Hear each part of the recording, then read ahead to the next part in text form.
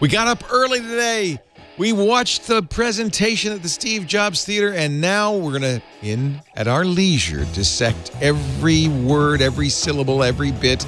Andy Anako's here. Alex Lindsay is here as well. We're going to talk about the new Apple announcements next on MacBreak Weekly. Netcasts you love. From people you trust. This is Twit. Bandwidth for MacBreak Weekly is provided by CacheFly at CACHEFLY.com. This is MacBreak Weekly, episode 575, recorded Tuesday, September 12th, 2017. The new iPhones are here. MacBreak Weekly is brought to you by IT Pro TV. A good IT Pro is always learning, and IT Pro TV is the resource to keep you and your IT team's skills up to date. Visit itpro.tv/MacBreak and use the code MacBreak30 to get a free 7-day trial and 30% off a monthly membership for the lifetime of your active subscription. And by Rocket Mortgage by Quicken Loans. Home plays a big role in your life. That's why Quicken Loans created Rocket Mortgage. It lets you apply simply and understand the entire mortgage process fully, so you can be confident that you're getting the right mortgage for you. Get started at rocketmortgage.com/MacBreak. And by WordPress. Your customers want to find you. Build a WordPress.com website and help them connect with your business. Get 15% off any new plan purchase at WordPress.com/MacBreak. It's time for MacBreak Weekly, the show where we cover the latest news from Apple. And finally, there is news from Apple, quite a bit of news. But just to reassure everyone, there is no Mac news. There is no HomePod news. There is only Apple iPhone, Apple TV.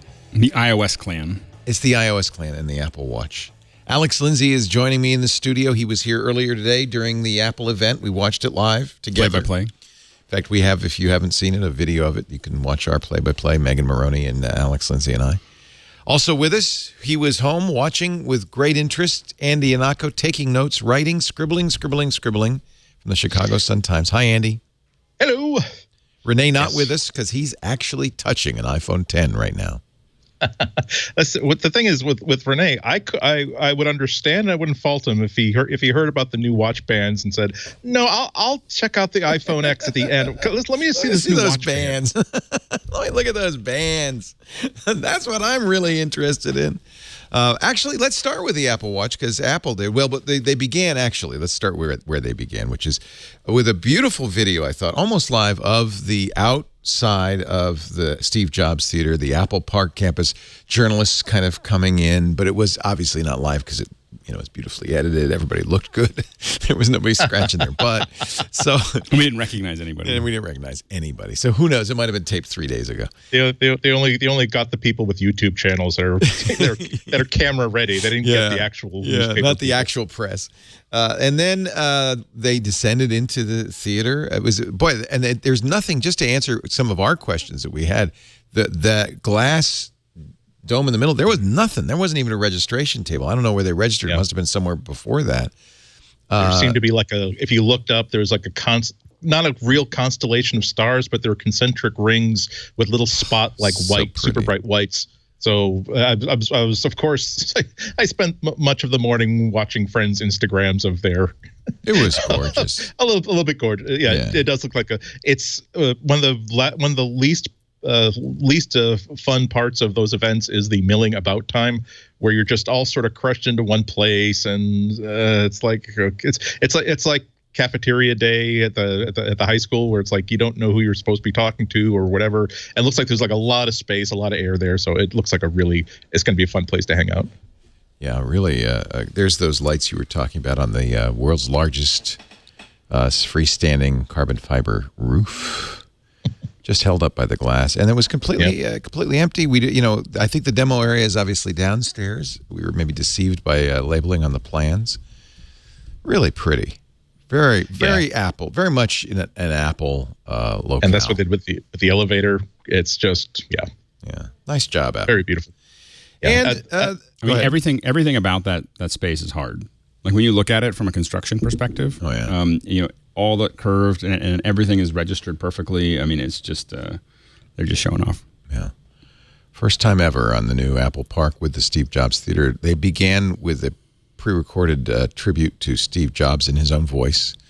Quite moving and beautiful and quite appropriate. Tim Cook came out and acknowledged, that this is the theater Steve built.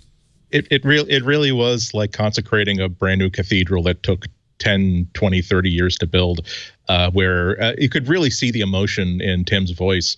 And it really was a dedication, not just of the space, but of the legacy of Steve Jobs, essentially making it the Apple mantra. That one of the ways I believe people express their appreciation to the rest of humanity is to make something wonderful and put it out there.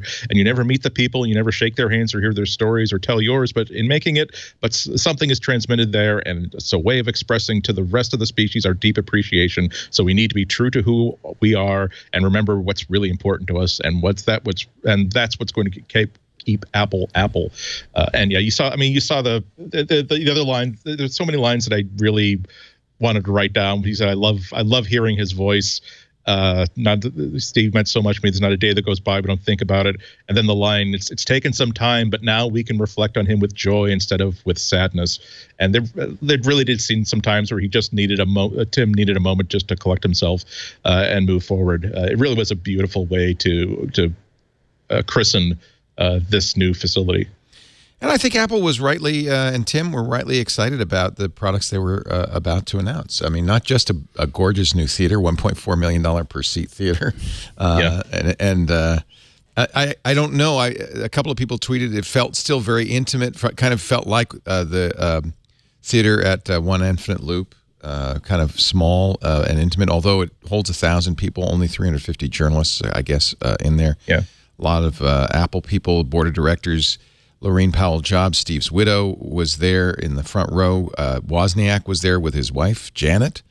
Apparently, I didn't see him, but Al Gore was there. Johnny Ive was hiding under a baseball cap. This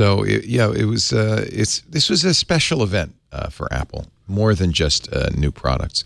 But and for the first time ever, Angela Ahrendts, the new head of Apple Retail, the woman hired away from Burberry, came on stage wearing, I didn't realize it, a Burberry coat, a pink lace Burberry coat. First time she's spoken. Apparently she's very shy.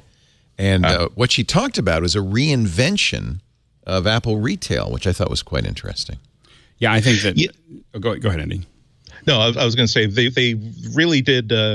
expand the vocabulary about what they're doing with retail. This is the first time I think that I've heard them talk of like the town square concept, where they, for the larger stores, for the landmark stores, they really are trying to create a gathering space, not just for people who need to get their phones fixed, but for just you're in the neighborhood, you need a place to meet before you go to dinner, to go to the theater. Hey, let's meet at the Apple Store. They got Wi-Fi. It's pretty. They got places to sit. They've got trees. The Grove, which what they're calling the service waiting area, a place I wasn't aware of, that for local entrepreneurs and developers, they have a space they call the boardroom, which is a private place within the Apple Store that they can come together and collaborate. I don't know how. I don't know how you reserve that place where you can get it for a kid's birthday party. The avenues, they call that plane of light wood where they have those little shelves with third-party hardware. They call those the avenues. They're like designed to be like shop windows and change seasonally. And also talking about, it's not just for hanging out, just for buying stuff, that we do photo walks where we'll take, you walk around the neighborhood led by people showing you how to take pictures with your phone. Teachers Day sessions led by local artists in the bigger stores. They really were making a big point of, whereas before they would use this to say, oh, look how big and beautiful our new store is. We're doing a new one in Beijing. We're doing a new one right over here. It really is more about, here is our theory of retail. Here's why we do this sort of thing. Really trying to create that impression of Apple as, we're not just, we would love to sell you $1,000 phone, but we really are trying to, when we tear apart part of someone's downtown to put a store there, we're trying to do something better than a Dunkin' Donuts. We're trying to create something that's going to be there for 10, 20, 30, 40 years and is going to improve the neighborhood while still becoming part of it, not just dropping down an Apple's pace, but looks like something organically part of it. So I was left very impressed with it. We were talking during the event, Alex, that it seemed like Apple was moving the stores from a retail location where you buy stuff to a place where you experience. Well, I think that experience has you buy more stuff too, and you buy more stuff as a result. You're part of the club. You're part of the app. When you start buying Apple products in this environment, you're part of a community, and a community that they have little community centers all over the world. And these community centers are the best part of town. They have great artists. They have great people there to help you. They have places for you to learn. And so, but the only way to really be part of that club or that community is to buy an Apple product. Yeah. I mean, you can come in, but you're not going to really get the most out of it. So I think it's a great model when you see a lot of other retailers trying to figure out how they can pack stuff in and how they can get as much in front of you. Apple's approach to really making sure that they serve everybody with content, I think, is pretty amazing. The Carnegie Library in Washington, D.C. that they're repurposing to be an Apple store.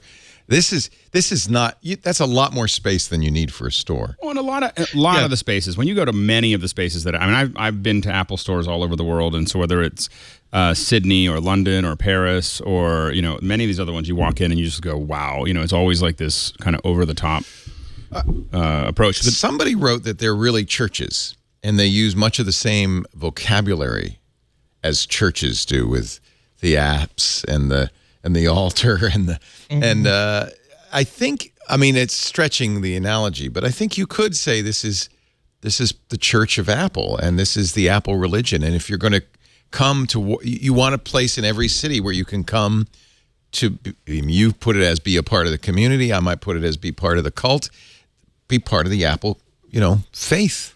I think it's really leveraging on something that has always been there. Apple. I think. But that's how they sell so much stuff. Apple Watch, I would say arguably this is the first Apple Watch that's truly useful, but they've sold plenty of them up to now on the promise of a future. Well, and also that there's, and I said it a couple of times in the last show, the ecosystem that it's going to work with all the other things that I have. And that I think that process is getting tighter and tighter and tighter between your computer, your phone, your watch, your TV, the devices in your house. All of those things make it the lock-in becomes more and more intense as Apple continues to move that forward. And I think Apple went away in the stores. They went away from the community for a while. A lot of those theaters were repurposed into shelving. In Santa Monica, right. in some of the, and actually in the San Francisco store before they rebuilt the new one. But look at malls all over the country disappearing, retail stores going away everywhere, Amazon taking over. Because what they were selling Apple was commodities, you're saying. But Apple is something very different, and I think that these are not just stores. These are you could say indoctrination centers. Apple I wouldn't say that. Well, it depends. That's a slant, obviously, and not a very kind slant. It's from a business point of view, it's really brilliant that they really are training people to using positive reinforcement to say, don't buy an accessory through Amazon, don't buy an accessory through Best Buy, go right through us and buy it from us. So you're capturing that sale.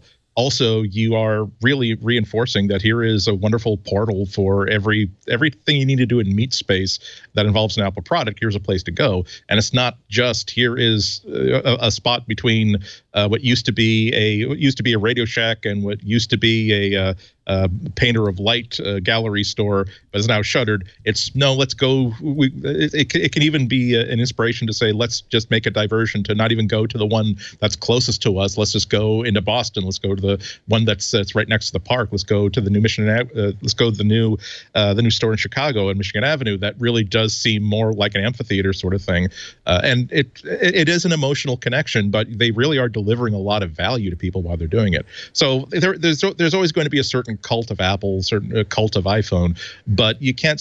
I'm very, very impressed with the fact that for a company that is retail company that is so famous for making the most money per square foot in pretty much any retail operation, they spend so much of that square footage on things that aren't making them any money whatsoever. And just any big store.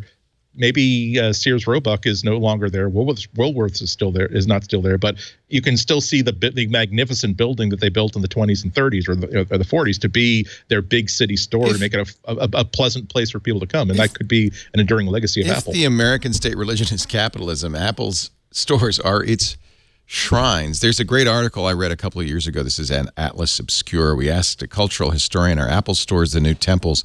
They talked to Erica Robles Anderson, who's a professor at NYU, And I think she makes a strong case. The Feast of St. Jobs, is today. And if you look at, look, I don't want to overdrive this, but if you look at this image of Steve that was, 10 feet tall, 20 feet tall behind Tim Cook on the stage as he's speaking, there is a certain amount of worship going on here. Context is everything. This isn't like Scientology. This isn't like L. Ron Hubbard. This is it's early days yet. Give it time.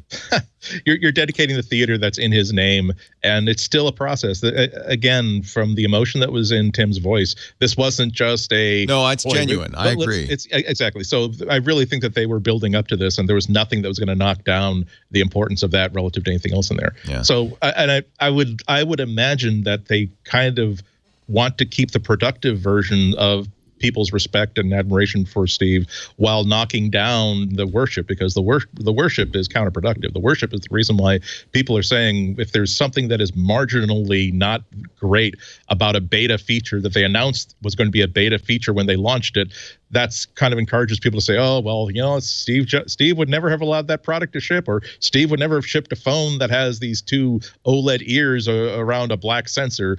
That's Steve Jobs worship, as opposed to here is the culture that Steve Jobs founded at Apple, and here's the culture that is still alive, and everything you're going to hear in the next hour and a half after this is not a product of Steve's brain, but it's a product of the culture that Steve created. So that's the difference between hero worship and saying you have to say that he did some great stuff and he's not being forgotten. Well, and I think that you can definitely look at holy spaces and decide that you're going to base some architecture. I think a lot of people do that to give it kind of a feel. But I think that the problem that makes it not a temple is I really don't believe that there's any belief system that Apple is. Oh, I disagree entirely. Wait a minute. Okay. No, wait a minute. There is clearly a belief system. That's obvious that if you're in the Apple belief system, and you and I have both been in this where you've said, I will buy whatever they announced today. Make sure you put an order for each one.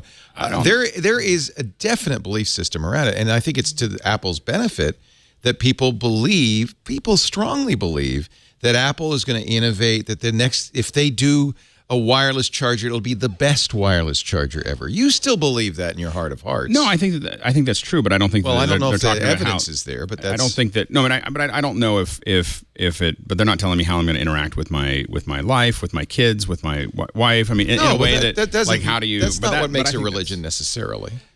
It's not a prescription for life. I think there's a true believer in the Apple. I'd have a hard time finding a real religion. I didn't invent the phrase "cult of Mac." Oh no, definitely not. But I think that is as a former philosophy major, I think that's overstated. I always have.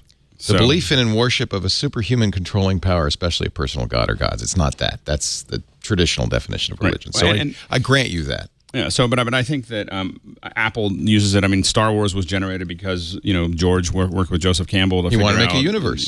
So he spent a lot of time thinking through that. A cult is a system of religious veneration and devotion directed toward a particular figure or object. That could be more cultish.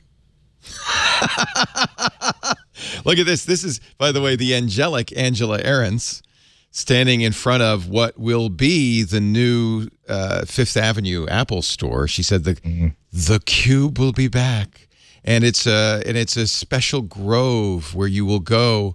I don't want to overburden this metaphor, but it's hard not to see those connections. Well, I think you always take an inspiration out of those the holy spaces around the world. Don't you feel like a better person because you buy Apple products? No, I buy a lot of products.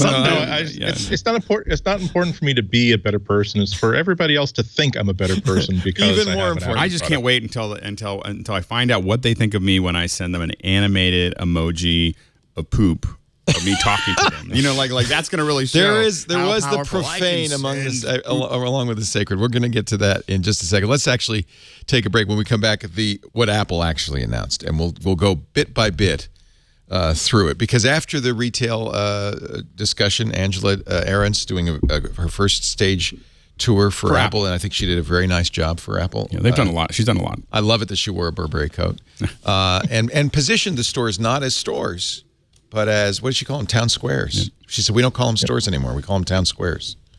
Might as well call it a cathedral. It's just my opinion.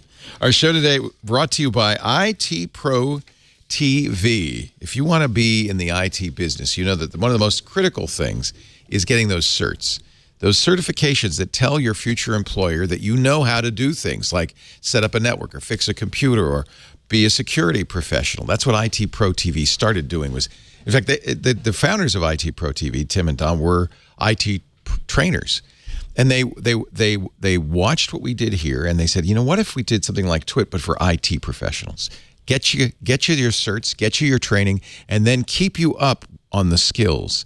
And I have to say, they have done such an amazing job. They now have 5 studios live all the time, 125 hours of new content every week, thousands of hours of on-demand. There's Don Pezzett, one of the founders, of on-demand training in every aspect of IT.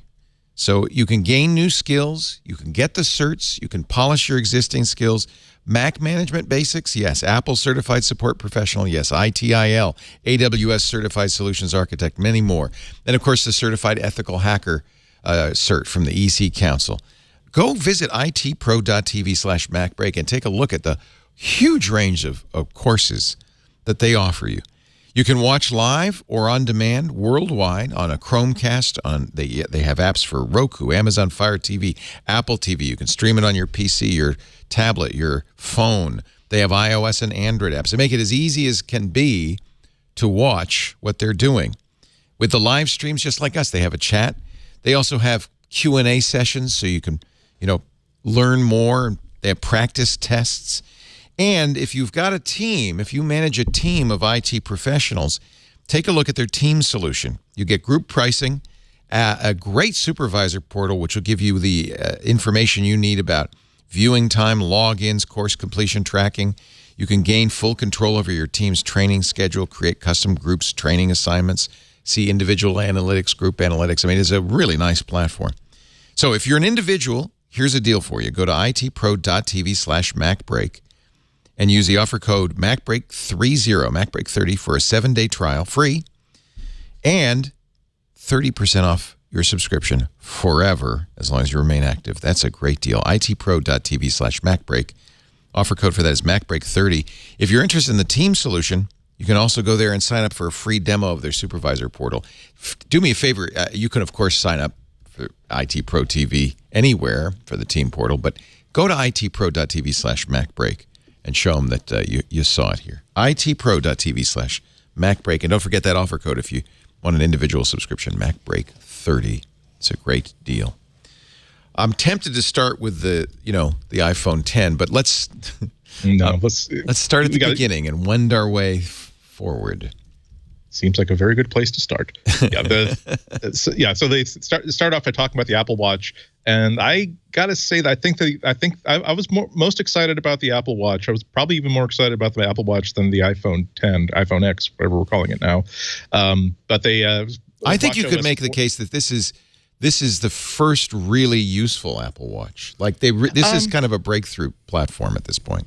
No, I think that it was with WatchOS 2, maybe WatchOS 3. It became getting useful. better and better. Yeah. It was this, and this is something that I tweeted out. The latest generation watch has a lot of really great new features, but no feature is as important to the success of a platform than the simple fact that the makers have goals. They know what this thing is. They know who they're selling it to. They know what people are expecting from it.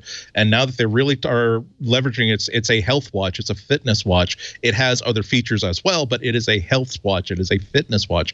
And they open it up with a wonderful video that remember that when they launched the watch, they were showing you video of, hey, look, I can open my garage door with the watch, and I can actually watch video of the garage door opening.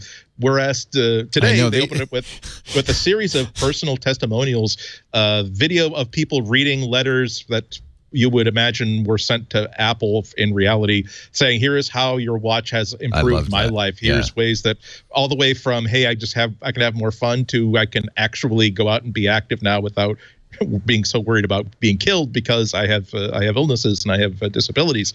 And then really went into the first thing they're talking about, they just glossed over that. Oh well, yeah, now you can do high intensity interval training, and now there's swimming, and now you can tap against a piece of gym equipment. But they just went right into this is the most used heart rate monitor in the world, and explaining how they intend to take advantage of that.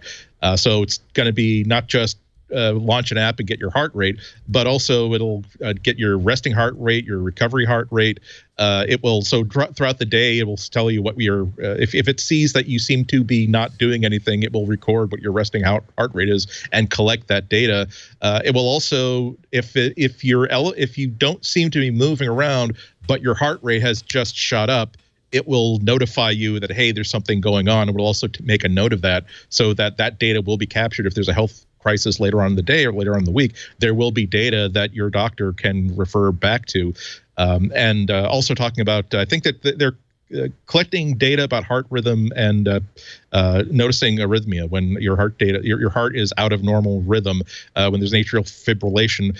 And so we should point out that's going to be part of the research kit. That is not a feature that you'll be able to use. That's what I was about to say. Yeah. Apple's been saying. Apple said that they think that the watch has been very very effective in at least surfacing the data about this. So they're also announced something they're calling the Apple Heart Study. Again, it's not a feature, but it is a study that they're doing.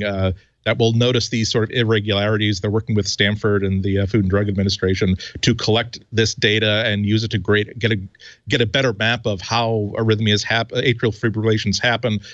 Is predictable? Is it an indicator of other problems? But it's not so much that you should be aware that they're doing this heart study, but the fact that before they even got into the really killer features of the new hardware, they want to talk about this is the most popular heart rate monitor in the world, and we have kind of it seems as though they feel a responsibility to not just simply say, and we have a chart of how accurate our heart rate monitor is compared to everybody else's. No, they didn't bother with that. They're saying here is what we can do with that information to, again, linking back to how they opened up the event by saying we are in the business of improving people's lives and making the world better. And you don't necessarily do that by having a $1,000 phone, but you can do it by having a watch that will say, yeah, I've been watching your heart rate over the past 3 weeks. And I'm not saying you should go see the doctor, but I'm saying that if you press this button, an ambulance will be by in about 10 minutes. Yeah, again, not a feature that you can get right now, but maybe someday. They've got to get FDA approval for that. Although we've mentioned before the AliveCore Cardia from Vic and Drocher's AliveCore, which does have FDA approval and will do that, but you have to put your fingers on it explicitly. And I do think that what we saw with GymKit, that they just kind of went by. Now it only works right now, I believe, with cardio. So it's the GymKit stuff where you tap it against the machine. Yep. Yeah, but that's going to require specialized machines. Right now, you go to the gym. There's some that are compatible with polar heart straps, and they will pair up. So presumably, somebody's going to make a tap object. I think we're 5 years away from having you walk to the gym and you're tapping every machine, and all of them are tracking what you're doing, because those are expensive equipment. Gyms don't upgrade them that often. And we would see it in high-end gyms first. Yeah. Because there'll be pressure from people who are wearing. It took a while. I mean, the polar straps were ubiquitous in gyms, and they all had, polar monitoring became somewhat ubiquitous in gyms. Also, people have Apple Watches have money, so that's another another sort of. It's a convenience. I don't think that's as important as some of the other. If you're really into working out, I mean, if you're at it'd be nice to be able to tap it, but I can still do that with. Yeah, but it's just keeping track of how many reps you did and what weight, and all those things can be stuff that can be acquired automatically. And which really makes it easier to track your workouts and figure out what you should be doing. And what happens there is it allows AI to start being smart about, well, this is what you should be, like the next time you're working out, these are the exercises that not right now, but if we look at 3-5 years down the road, imagine watching your workout and making decisions about, this is the kind of exercise you should be doing the next time to, push your deltoids. But meanwhile, in the world today, what they skipped over was incredible. That is a glimpse into an incredible maybe. Future, okay, when that happens, we can talk about it. No. Right now, it has an altimeter, and the biggest thing is it added cellular for $70 more. So they're going to start at $329 for the Series 3s. Does it say whether they're going to charge you for the cellular? I don't think they will. I think that's we don't know yet, but they'll charge you $70 for the capability. It'll tie to your existing account and your existing phone number, but I think that's going to be up to T-Mobile, Sprint, AT&T. T-Mobile, it won't charge. Yeah. I don't know. I can see Apple using its influence to say that no, you're not going to charge for an extra line, even though technically it is an extra SIM, but it's not something that they have to service, not anything they have to handle. If they are going to let these companies sell the watch through the store, I'm sure they enjoy the extra traffic, but I would expect that you'll be able to get it for no cost, but we'll see. I can don't forget this is AT&T and Verizon we're talking about. If they can charge you an extra $10 a month, they will. Yeah, but right. But it's Apple is the wild card. They're the ones that can say no, you're not going to do that. You're gonna just make it a regular accessory. And very important, so that people know that you have spent the money and you have the latest greatest. There is a red dot on the stem, right, to signal I have the new Apple Watch. I think it may look like the other one, but it's different. I think it's more like when you use this as an excuse to buy a new one and give your old one to your spouse to make sure you don't leave the house with the wrong one. That's a good point too. with a cheap one. Some question in the chat room's been saying this, and I don't see. Although this, by the way, we should say everything except the iPhone 10 is pre-order Friday on the 15th for delivery a week later on the 22nd. 22nd, including these new watches. They don't mention 38 millimeter. And that may be how they handle the battery issue, because you're adding a lot of capability, and they claim no reduction in battery life. Maybe they are going to eliminate the smaller version, which will make a lot of smaller people, especially women, unhappy. I'm sure they're not going to eliminate it. I'm sure they're going to just, if at worst, make it not available in an LTE model. And I could understand. I would not blame them. I don't see it in their SKUs here. So well, it's I don't know what's going on there. But it's kind of miraculous, given that they didn't the size of the watch did not or the 42 millimeter watch did not change one bit. They said that the backing, the crystal on the back, is now 1/4 millimeter thicker, but it's like, okay, whatever. And nonetheless, that the battery life is about the same. That's like given that it's hard enough for any Android Wear watch without LTE to be a normal size like that. Let alone have LTE built in. It's like I think this really does show off why Google seems to have put Android Wear in the back burner. I think they know that they have problems in trying to build a watch like Apple has built that they don't know how to solve right now. And while the market is such that people haven't been convinced they need a smartwatch right now, it's just very much a lot smarter for them to simply keep Android Wear current, but not really invest any money in it. But that's going to be even harder now that we're about to talk about. So let me just be clear. They do have. Somebody sent me a link. If you actually try to buy it, you will find a 38 millimeter available for GPS plus cellular, which is of course the more complicated choice. So they are making that available. In fact, there's a really nice picker on the website that lets you choose materials. They didn't mention stainless steel, but it looks like stainless steel is there. So it's aluminum, stainless steel.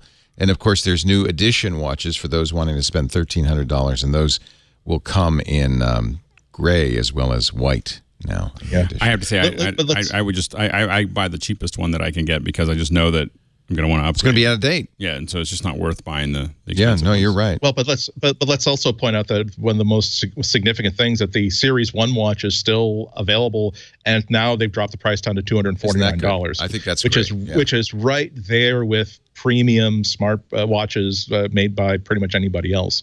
And so that is, I'm very, very pleased across the board. They didn't make it part of the presentation that it is now less expensive to buy into the Apple ecosystem.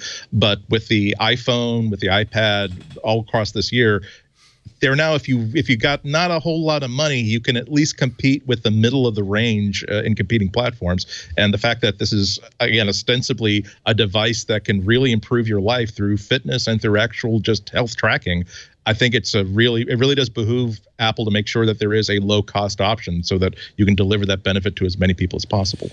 Actually, interestingly, the price quotes are all for the 38 millimeter version.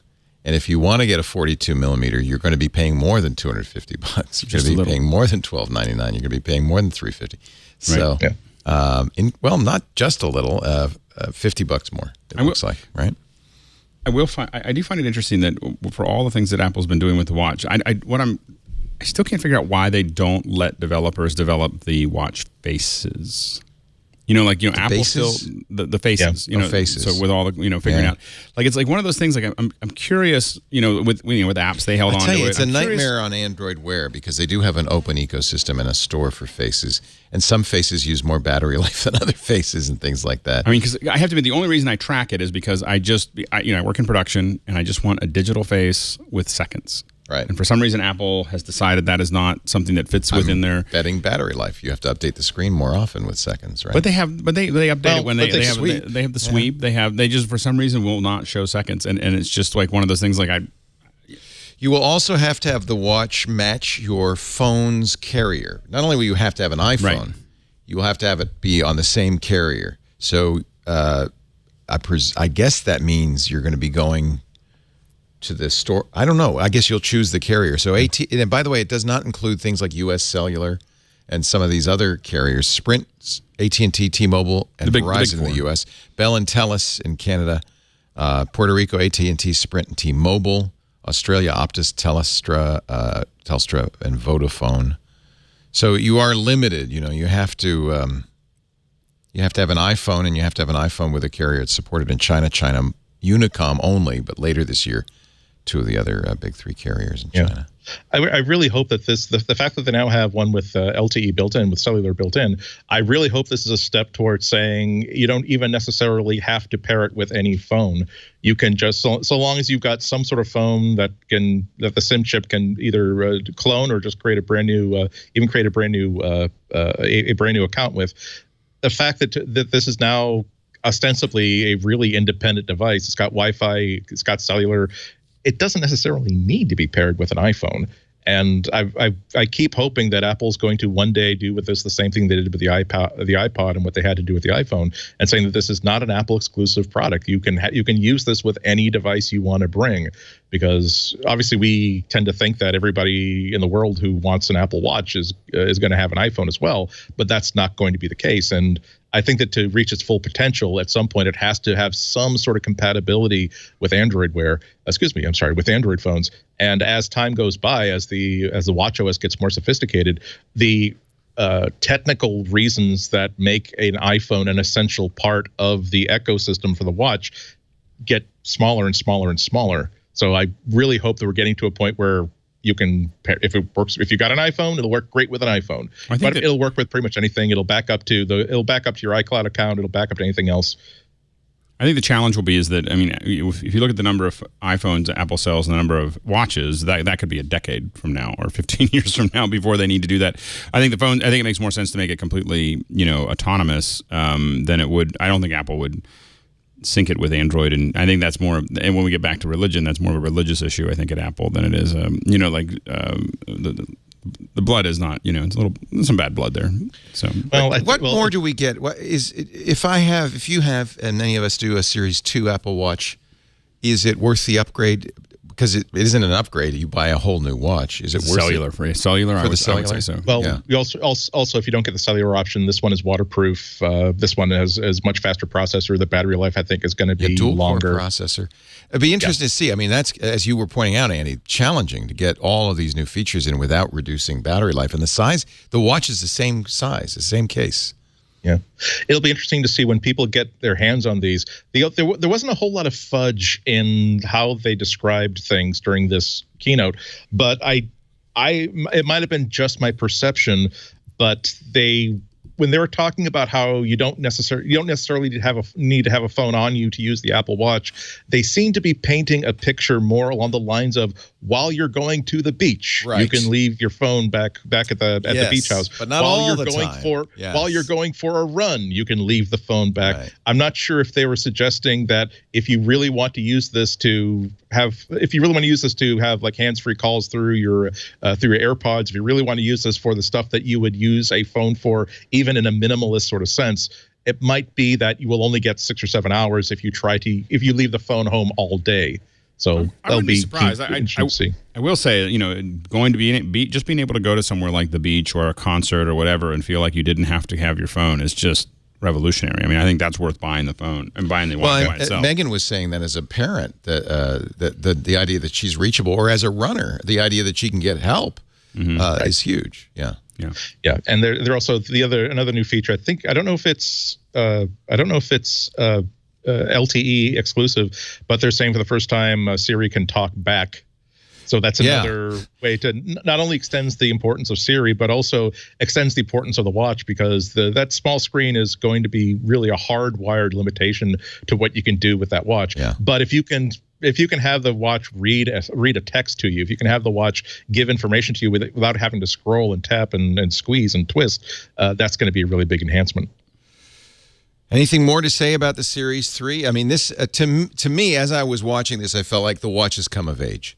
It's a whole new level of tracking now that you have LTE for government agencies. They do. That's a good point. It's got a microphone. It does. All it's missing is a camera. It does support Apple Music. No word about anybody else. What do you think, Andy? Will Spotify be supported down the road, or is it going to be an Apple Music device? I think it's going to be an Apple Music device. When you talk about what a streaming app has to do, I think they're going to want to make sure that when you do get back to your house, to your phone, you're not going to be left with just 10 seconds of battery life left. Yeah. So I wouldn't be surprised if they've made it exclusive for now. I think that there are a lot of things with the watch, including custom faces, that it's okay. They feel internally as though there are things that are important for us to solve right away, like, again, improving the health features, getting LTE on the thing, making sure we're preserving battery life, and designing new bands and preserving that sort of thing. There are other things that I don't think we're losing any sales because you can't get custom watch faces. And I don't think we're losing any sales because you have to use Apple Music instead of Spotify. I don't think they're going to lose any sales that way. And so while that's on the board, that's why they want to do, I don't think that's something that was important for them to do in 2017. I do think that it shows you the strength of a huge company kind of slowly wading into a market where this could become over time a real uphill battle for Spotify, when you have a lot of people that might move to Apple Music because they want to use it with their watch, and say, well, maybe they'll have both of them, and then maybe they'll just move over to Apple Music. Yeah, why not? I mean, doesn't Apple do that? I mean, isn't that kind of an Apple-y thing to do? Yeah, I mean, just that the ecosystem becomes hard to turn down. It's especially vulnerable with something like Spotify, where there's only a limited number of months that someone's going to want to pay $10 or $15 a month to two different organizations for the same music library, ostensibly. And I think the only thing that's keeping a lot of people in Spotify is the question of how do I move my playlists from Spotify to Apple Music, or all of my friends are on Spotify, not all of my friends are on Apple Music, and I like swapping playlists with people. Right. All right, that's the watch. Now we move to Apple TV 4K. And by the way, we should point out, I don't think there was anything that wasn't in the leaks, right? Did we learn anything all day that we didn't already know, except maybe pricing and availability? We got detail. I think we got more detail. We got more color to it, but I think certainly the Apple TV 4K was well telegraphed before its announcement, and it's pretty much what we thought it would be: a 4K HDR compatible Apple TV. Yep. Price is better than maybe some speculated. The 32 gigabyte version is $179, and then $199 for the 64 gigabyte version. Before we go any farther, is there any reason to buy the 64 gigabyte? Are people putting so many games on there or something that you need it? No, because everything else is streaming, right? You don't store TV shows and movies. You store games. That's it. Well, the only thing that it depends on if you start taking advantage of 4K content, the buffer it might be nicer to have a larger buffer. That might be the only to have because it's a lot more. It's not RAM. It still needs to buffer it though. It's not buffering in RAM, but it still needs to hold a certain amount of that data there. 32 gigs should be enough. Come 32, on. I would. How big is that going to be? How big is that movie going to be? I do think that this is if you were a manufacturer that had a lot of non-HDR TVs, this along with some of the other pushes, I think makes everything's it hard. HDR going forward. 4K HDR is the only way to buy a monitor. At this they point, do support, and I was pleased to learn this, two of the big HDR standards, the biggest two, HDR10, which is kind of the open, widely supported format, but also Dolby Vision, which is some considered better. We have a winner between the two. I think Dolby Vision's better. That's the one that's going to win. I don't know if it's going to win, but it's definitely, those two are going to be formats that are going to continue. And then there's an IMAX format. There's some other HDR formats. There's a bunch of other formats that are going to have an uphill battle now. You know, if as Apple and other companies start picking winners, you know, from their perspective, it gets harder and harder. I was disappointed I didn't see a new user interface, and one of the reasons I don't have a lot of apps on my Apple TV is because then you would just have to scroll through pages and pages and pages of icons. I guess it has folders, but it's just not a great user interface. And as some are pointing out, a little disappointing that Apple did not change the fabulous remote that is so widely reviled. That's here to stay. I think the people who hate the remote are going to be using their phone. I don't think they regard that as a problem that they have to solve. There were rumors that maybe they'd put texturing or do something on that, but nothing. It's the same as far as I can tell. I think they're going to do a bigger change than that if they decide that they actually need that. But there's some other cool stuff there. So I don't think they necessarily had to redo the interface, because I don't think that this is an apps are important on the Apple TV to the extent that they are on an iPhone. Right. I think that there need to be hundreds and hundreds of apps so that I can find the 4 to maybe maximum of 8 apps that are important to me. And they also they were also very, very smart, and you'd think that the big announcement would be, oh, now finally it's 4K, but they say, yeah, it's 4K, but they really put a lot more time and effort in the demo about talking up HDR, saying that no, it's better pixels, not more pixels. So they're really that was very, very smart. That's the thing that people are really gonna blow people away. The first time you get an HDR capable TV, it's like the 4K set. It's great when you've set it up and you're standing 3 feet away from it with a remote control, saying, "Oh my God, it's so much detail." But by the time you walk back to the sofa, you've kind of forgotten all about it. It's HDR that makes it a much more pleasant experience. I like HDR. I agree. I think that's a huge deal. They did a couple of nice things where they're saying that if you bought that 4K movies are going to be the same price as HD movies, and all the HD movies content you've bought through the iTunes store will be upgraded to 4K for free. And that's huge. I'm guessing that was not a trivial conversation. Yeah, I mean the movie. we knew these negotiations were going on, and the movie industry said, you're going to have to charge more if you're going to sell UHD movies. And to say you've already bought, it constantly annoys me. I bought the Undersea World of Steve Zissou, the Wes Anderson film, in SD years ago when it came out. And it's always bugged, or maybe it was the Royal Tenenbaums. It's always bugged me. Right. Will it be upgraded? That would be nice. I don't think so. No, only the HD stuff. Yeah. Okay. Yeah, and what I think, gotta buy it again. I think that Hollywood's leverage is slowly waning. I think that Apple is able to go to them and say, well, we're going to have, Netflix is going to be 4K. Did you see the studio that we bought? I just thought I'd remind you, it's really nice. Yeah, It's like we don't need you. We're not going to need you for much longer. You better make this easy for us. I think that is the conversation that's starting to happen in Hollywood.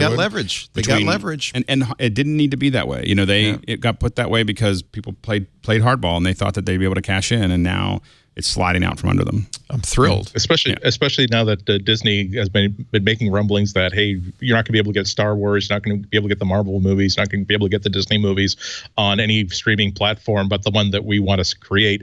And you can't help but notice that every single image that was in every single screen was a Disney movie in some way, shape, or form. Even when they're talking about like the history of color and color TV, they use the on the old, image of an old-fashioned TV running like a 1960s TV show. It wasn't Bewitched. It was Disney's Wonderful World of Color. So I think Apple is going to be first on the line to get whatever streaming service that is. So that is a lot of leverage that they've got against whatever company that they're trying to negotiate rights for.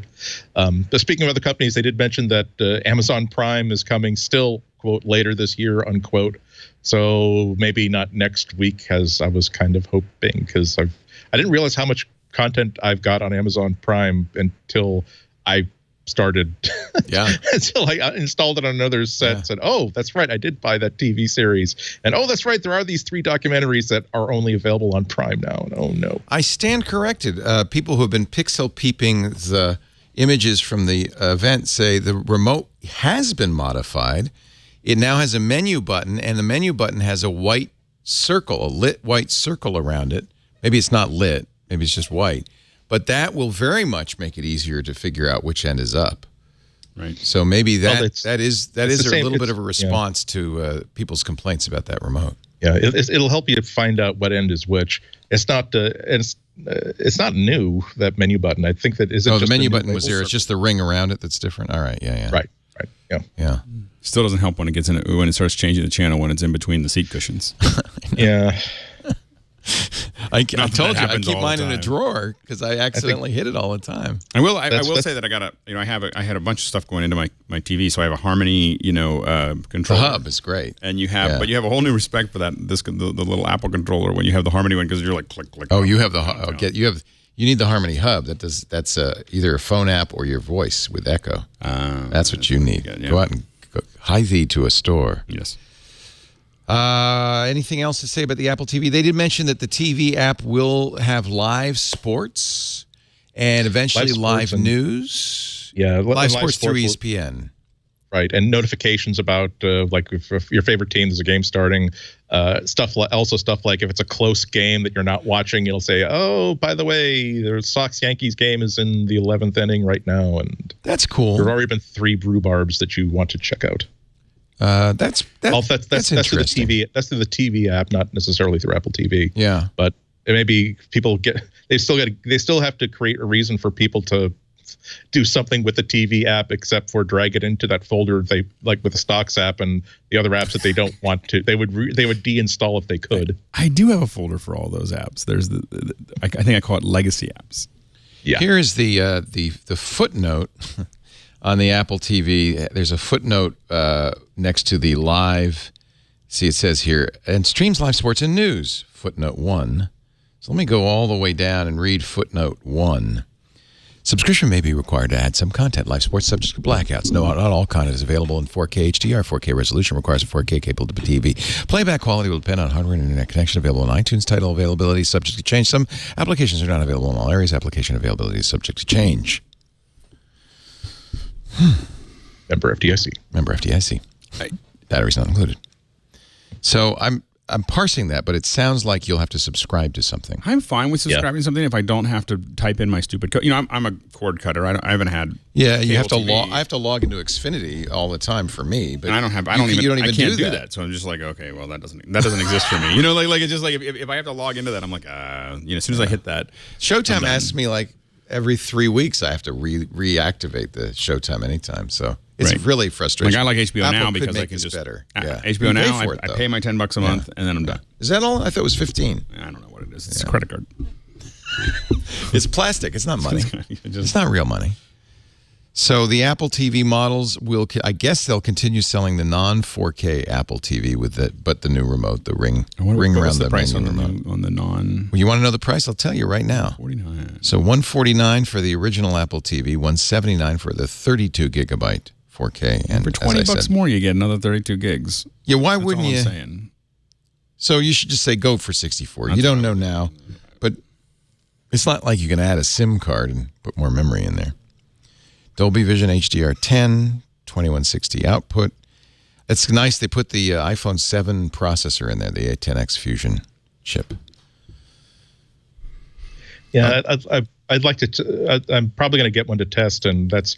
There are some apps that aren't necessarily optimized well.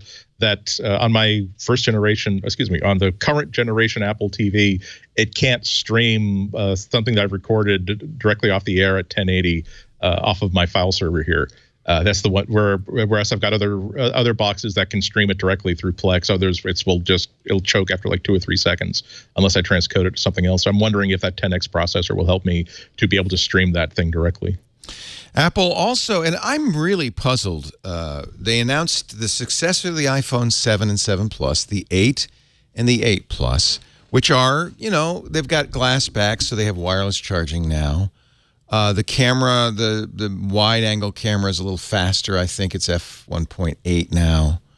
But there are minor improvements to this. Of course, iOS 11 brings a lot of improvements, but they'd bring those to any iPhone. Who's going to buy this phone with the iPhone 10 looming next I think it's October? people who decide that have just drawn a line that they're not going to spend $9.99 on a too phone. much. I mean, I think they're just going to. There's some people that are just going to like, that's too much for a phone. You know, I'm not going to go down that path. I think that's who buys it, because otherwise, why would? And some people may want. I think also there are people who are not going to want the Face ID. They're going to want, especially after Well, you the still have small Touch bobble. ID. You also will get, besides the new processor, presumably new augmented reality capabilities because of the new processor. Not really. Maybe I don't think the iPhone 8 really has a lot of. And to be honest with you, I don't think that I don't think the iPhone 10 does either. I don't think it has it, other than being able to animate people's faces. It doesn't have an outwardly pointing depth sensor, so it's not really. It's only one facing giving you Tango for the like face recognition. Yeah, you're not going to get the Tango-like Isn't that interesting? quantization of the world around you. Right. But also, don't they both have the same A11 Bionic chip? A11 for Bionic, CPU? baby. I think that it would be the same Faster GPU, chip, the same the same onboard neural network. Also, stuff, True Tone display in the 8. I've decided we're going to get rid of all of our color accurate monitors and just put little iPhones. And just, True Tone would be adjusts just for ambient light, right? Is it more accurate though? Is it DCI-P3? Is it? I don't know. We don't know. I think that are they still saying?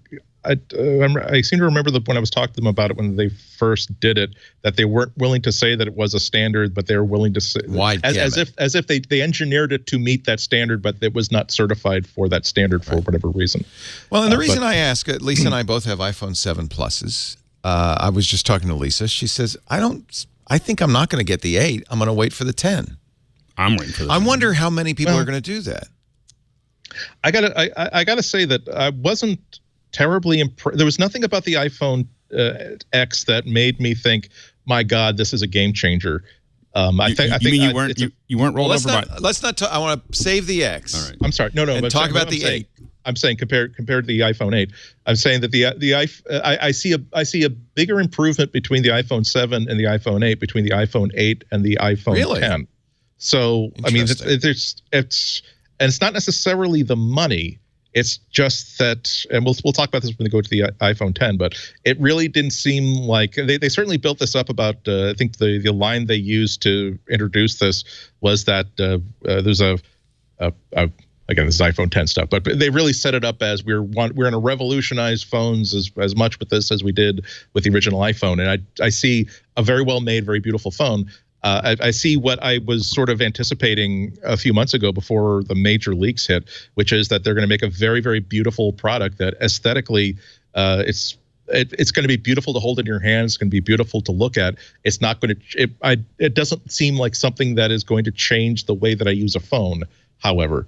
So I really think that it's going to be an interesting question to see who's going to spend the extra $200 to $300 to get the iPhone 10 over the iPhone 8. Because for people who are still using, let's say, an iPhone 6 or an iPhone 5, who buy phones, let's say, every 2 or 3 years, I don't know what I would tell that person if they're asking me, should I buy the iPhone 8 or the iPhone 10? I think that I would say, buy the iPhone 8 unless you hold the new one in your the 10 in your hand and it's so gorgeous you got to have it because again it's nice to have nice things in life. I don't think that people are going to be disappointed that unless their job involves them requires them to wear gloves and they have to keep taking them off to use Touch ID to unlock their phones. I don't think that this is anything that's going to really change the way they use phones. So that's just my opinion. So Apple will be offering, and I mentioned during our live stream, this is kind of like late day iPod SKUs. They will be offering probably the largest number of iPhone SKUs ever. They're going to keep, at least apparently, according to the webpage in this keynote, they're going to keep the SE at $329, the low price leader. They're going to keep, this surprised me a little bit, the 6S and 6S Plus. Those are the ones, those three have headphone jacks. So that's for the people who need headphone jacks. They're going to keep this, really strange to me that they're going to keep the 7 and the 7 Plus because those are so close to the 8 and the 8 Plus. But they're going to have the A10 Fusion chip. And then you can go to the 8 and the 8 Plus with the A11 Bionic chip.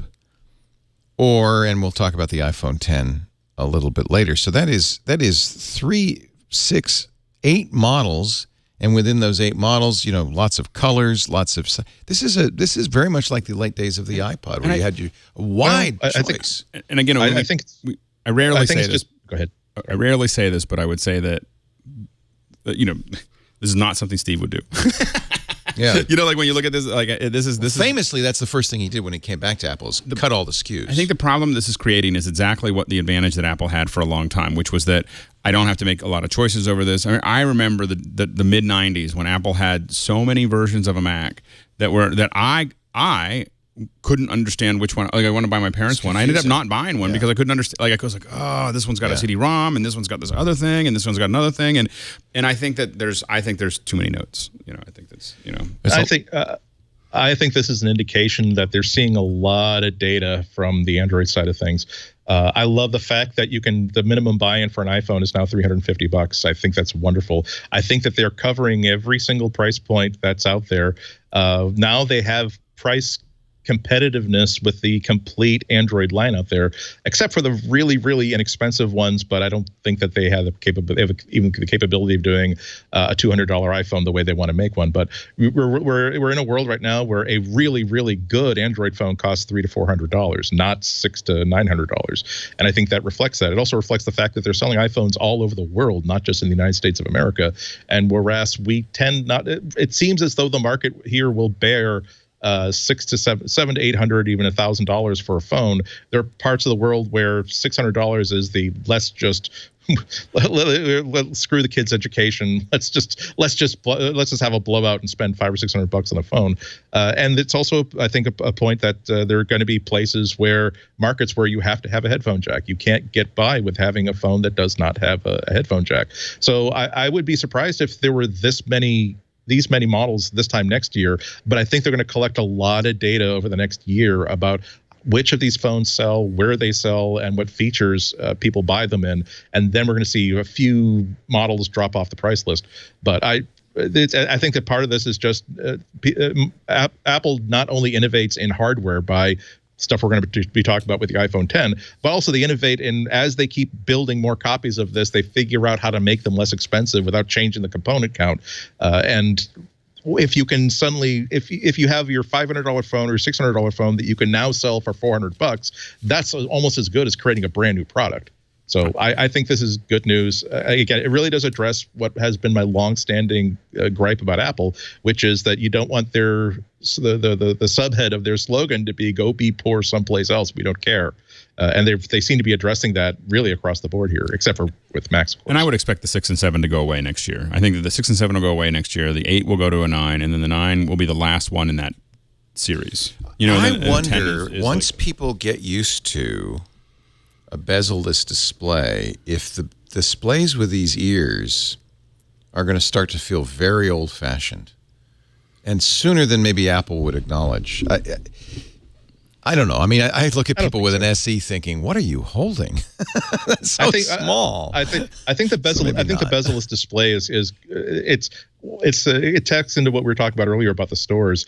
It's if you buy something, if you buy something in the Apple Store online, you can tell yourself that I see these two, the 10 and the 8, and you know what, I think the 8 is big enough for me. I think I'll just buy that one. If you go into the store and you hold that edge-to-edge display, it really is so cool to have a screen of that size and a device that's not bigger than what you're used to, and also the presence of it in your hand. That's one of the reasons why Apple wants you to come into a store, because you can't the psychotoxins that they coat every single one of those phones with that makes you think want does not work through IP addresses. Yeah. I do think it's interesting when you look at these phones next to each other how much smaller the 10 is from the 8. Like without, you take all that stuff away and you end up with a smaller phone, really a more usable phone in a lot of ways. Yeah, it really is a big difference. Incidentally, P3 displays on the 8 Plus, and X. So that's what wider color gamut means. Is P3. That's a video standard though, isn't it, Alex? DCI. It is. It is. Yeah. Digital Cinema Initiative or something like that. But it is the color gamut of the Macintoshes. And it is apparently the desirable color gamut at least for video editors. and perhaps for photo editors, although I think Adobe sRGB or Adobe RGB there's so many sRGB formats. I don't know. I mean, you kind of open it up and you have to it's like, As long as it's accurate, I don't care.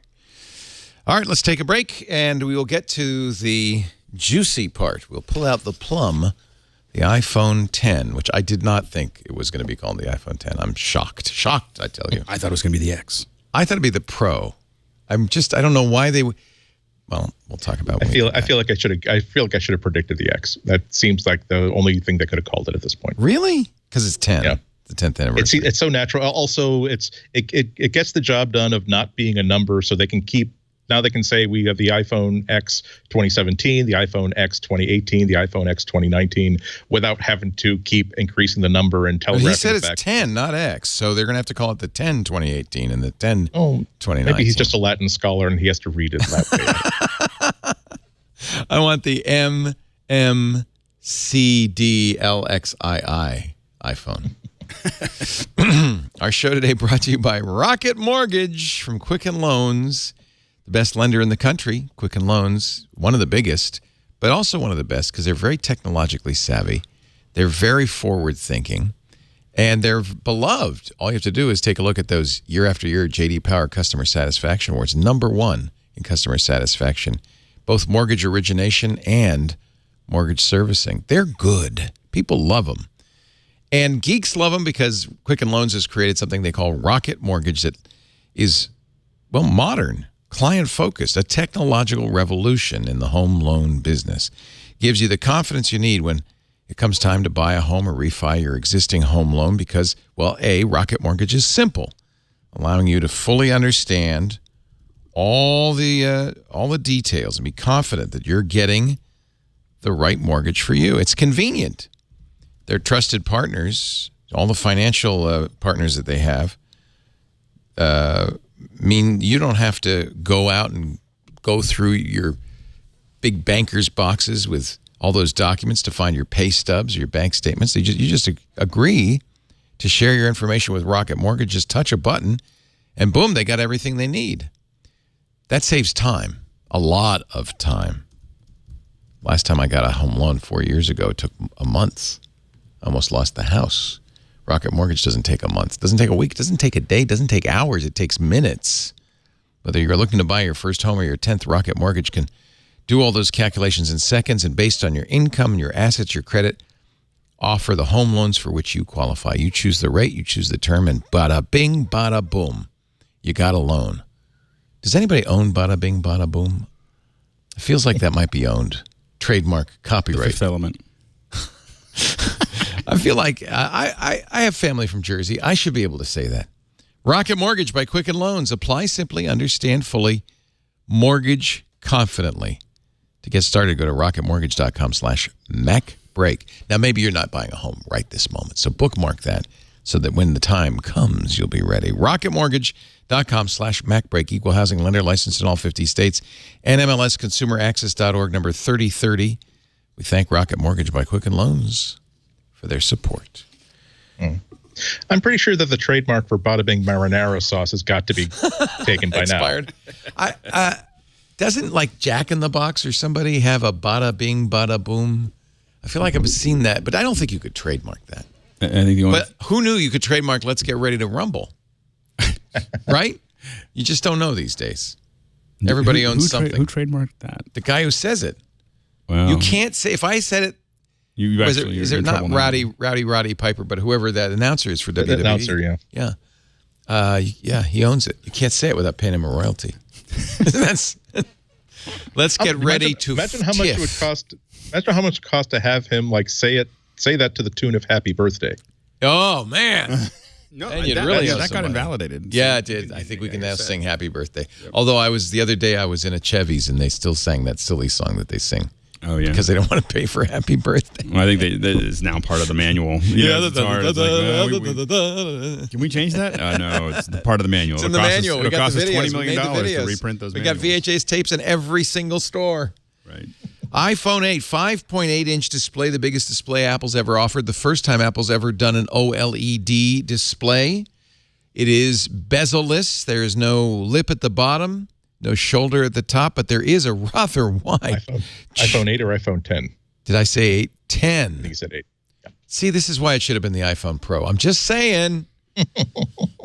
Gruber, did you read Gruber about that leak? Somebody, an Apple employee, it's believed, gave out the super secret URLs of the soon Gold to be Master Apple employee and probably excommunicated from the country. And of the Gold Master of iOS 11. Apparently, that had all the information in, including the names of the phones. And Apple says the worst leak in our history is terrible. You know.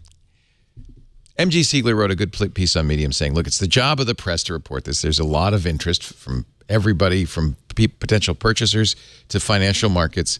You can't expect the press to do the job of the PR and, not say a word. That employee will probably be fired if they can figure out who it is, and I have no doubt that they can figure out. I thought it was a honeypot. Right. I thought, oh, no, that's not the real numbers. They put that out so that whoever released it now is, but no, it wasn't. It wasn't. There's MG's column. How do you like them apples? So it is the 10. It's an X, but it's, Tim said 10. Just like, but see, they dropped the 10 from Mac OS, right? The Final Cut Pro 10 is 10. Is it still 10? It's not X. Okay. And I personally thought, well, they've got pros for every other product in the line. The Mac Pro, the iMac Pro, the MacBook Pro, the iPad Pro. Why don't they have an iPhone Pro? It seems, but maybe they don't want to imply Pro. Maybe they just, in fact, in a way, X implies like the X factor or like Google's X, R&D division. It's kind of the future phone. So maybe that's why or the Tesla X. Tesla. It's good. Yeah. It's you easily when you call something like the iMac Pro or the MacBook Pro, people kind of know what you're talking about. You're talking about, hey, this has got a kick-ass CPU and this is going to have more expandability. What does a Pro phone mean?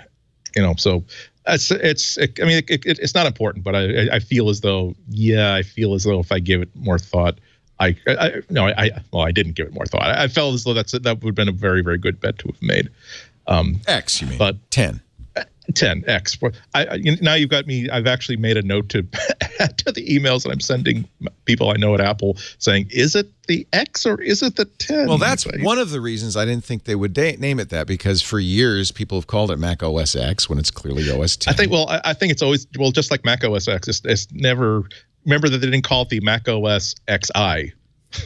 When they went to Mac OS 11, it's still Mac OS X. It was always Mac OS 10. They changed it to Mac OS nothing. Right, now it's nothing. That's true. But there was always Mac OS 10. It was always wrong to call it Mac OS X. Just like we're letting them DOS inside our heads. They've won.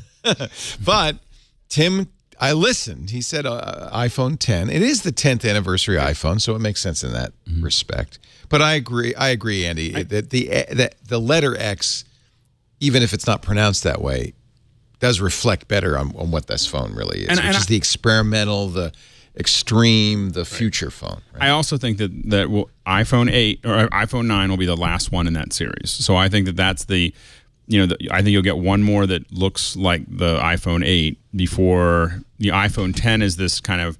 And I think what's interesting about what Apple did there is that like a lot of us got upset. I still have my old MacBook Pro because I don't want to give up my. They jumped pretty far ahead with the MacBook Pro, and there's a lot of people that resisted that.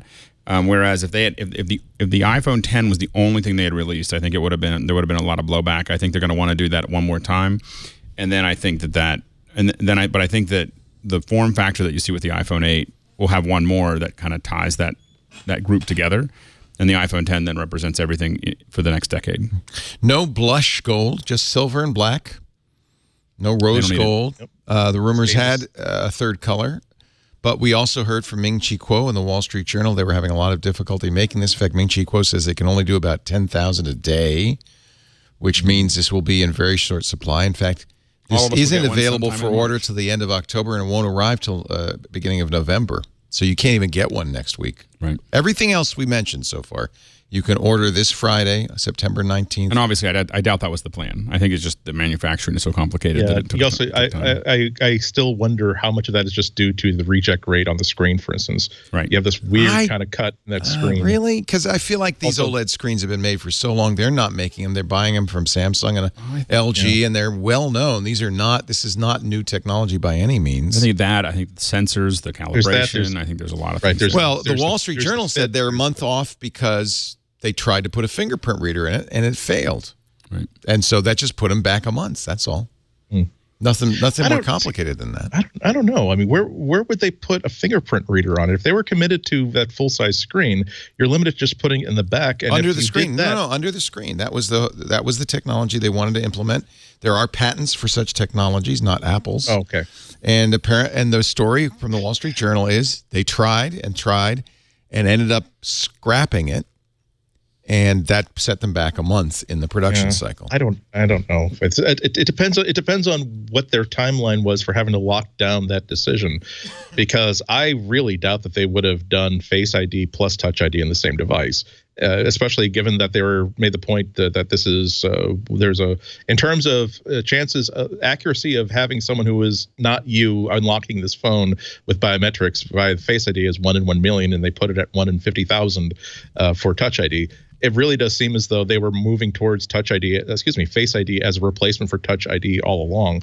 I guess when we'll find out a lot when iFixit does their teardown, because there are times where you do a teardown of a phone and you say, isn't that interesting that they decided to route this wiring harness this way? It's almost as if there was room for something that they didn't put in at the last minute.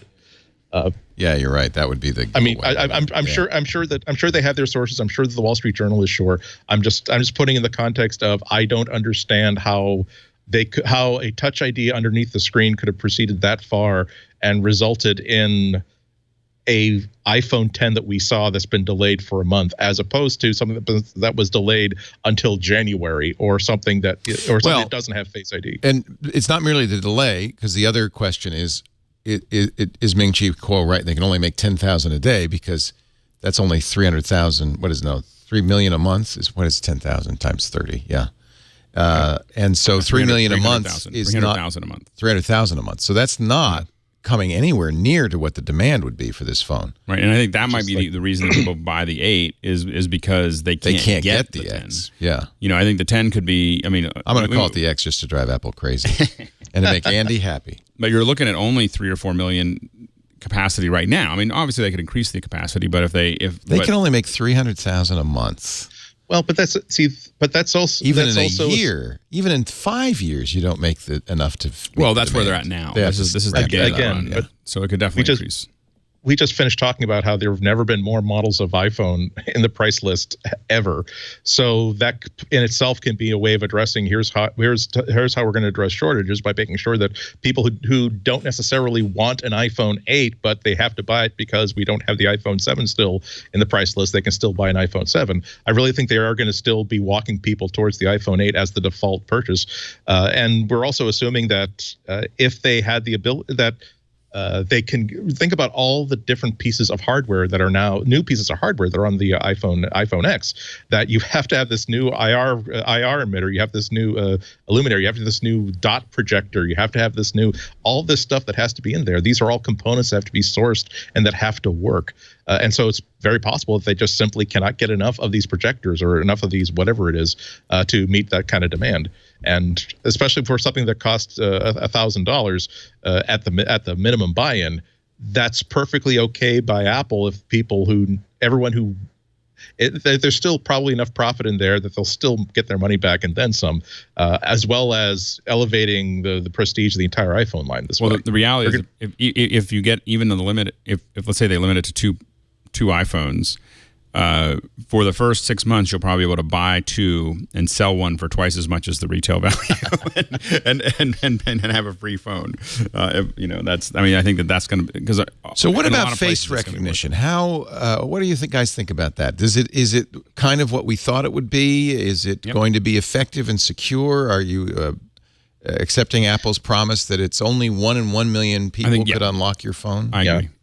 Especially if it's resampling all the time. Yeah, they did a lot. They touched a lot of really good bases there. things as simple as it does not work if your eyes are not open. It does not work if you're not looking directly at the phone.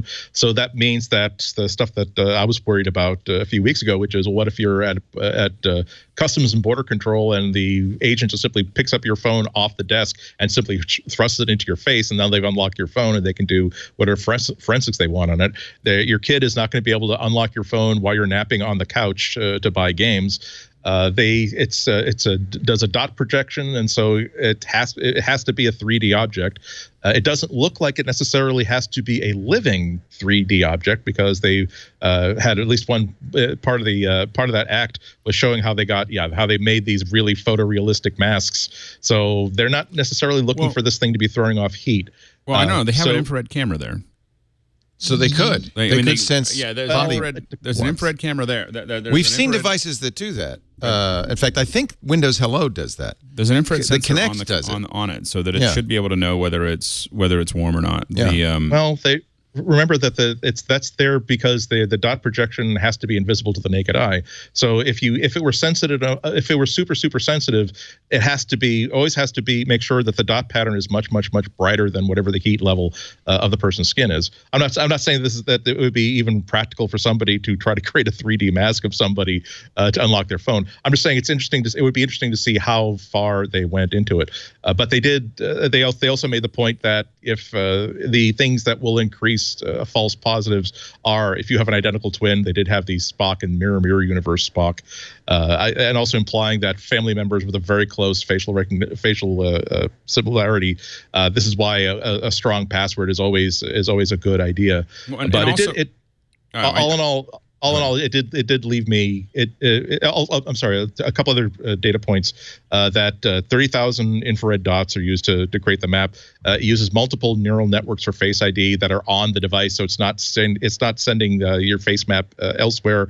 Also, it's storing your Face ID map inside the secure enclave, just like with Touch ID. So all the things that made Touch ID secure and trustworthy will also work with this. So I'm given that they said that pair this with a really good password, it's not a replacement for passwords, it's just a replacement for Touch ID, and I'm pretty happy with what they said today. And I also believe with iOS 11 you are able to tap it 5 times, one of the buttons, and it will actually go to lock. It'll lock it to a you can't That's the use police button. Yeah. So you can just sit there in line and tap it, and you would be able to force someone to get the code from you, which is the kind of the security angle.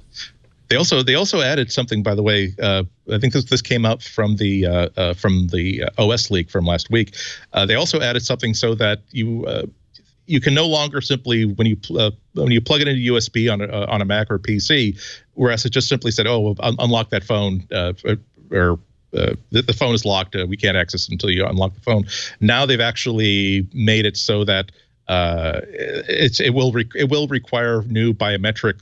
It will require a password unlock, not a fast and casual unlock to get in there. So I think it's something to do with having it expire some temporary ID very quickly. But it was designed specifically to foil law enforcement and people doing forensics, to say that just if you get this person's phone, they've unlocked it recently, and you take it into the back room, the fact that you've now plugged it into USB means that it no longer trusts you. It will require a new authentication before it will mount on the desktop and be visible to desktop apps. So this is for everything that's running iOS 11. So it just makes everything very much more secure. Apple does now support Qi charging, both in the A8 Plus and the can I mention one more thing? They also mentioned specifically that it works with glasses. You can put your glasses on. Yeah, I like that. And it learns always the Face ID.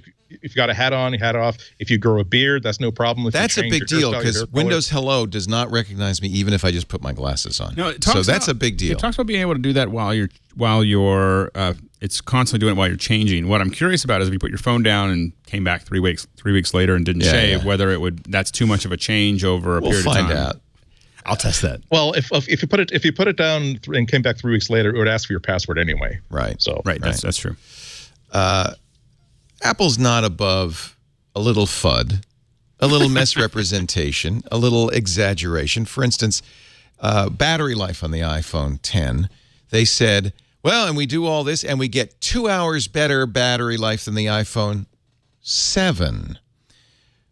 But note that the iPhone 7's battery life was not nearly as good as the 7 Plus's, and they don't compare it to the 7 Plus, and that's because even though it's as big a phone as the 7 Plus, it does not have the 7 Plus's battery life. Talk time's the same, but internet use is an hour shorter, video playback an hour shorter, and this is according to Apple's own numbers. So it's somewhere in between, I would guess, the 7 and the 7 Plus. Yeah, which is too OLED bad because the screen, 7 Plus is fabulous, but the 7 is less. It's probably due to that OLED screen. It will eat up a lot of battery and all the other stuff going on. I mean, there's a lot going on. Yeah.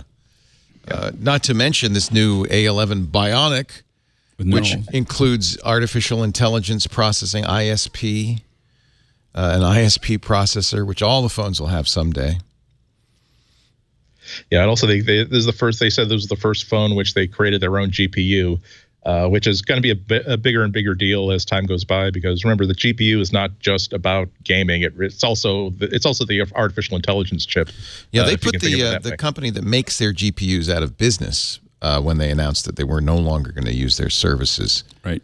That company basically had to shutter because it was their biggest company, biggest customer. Always the danger of having one big client. Yeah, but Apple has more than 1,000 processor design engineers, and they have the capability absolutely of doing this. They of course start with the ARM design, but then they add to it and change it and modify it. And the advantage, and I think we're going to see Apple continue to slowly pull a lot of these manufacturing back in. Not all of it, but I think that there is a lot of advantages from a security perspective, but mostly in interaction. The more you're controlling of the hardware and the software, the more you can get these all to kind of work together much more efficiently. And I think that we're going to see them do a lot more in that area.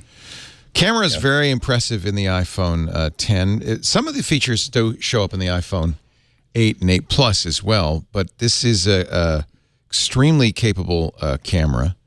The relighting looks pretty nifty. I really love that. Now, is that in the 8 or not? It is. It is. Okay. So this is the ability to... But only, I think... It won't be as good in the 8. I believe the 8 is only in the rear-facing camera, not in the... not right. So the front camera will do it on the 10. Right. So the idea is that you can go through.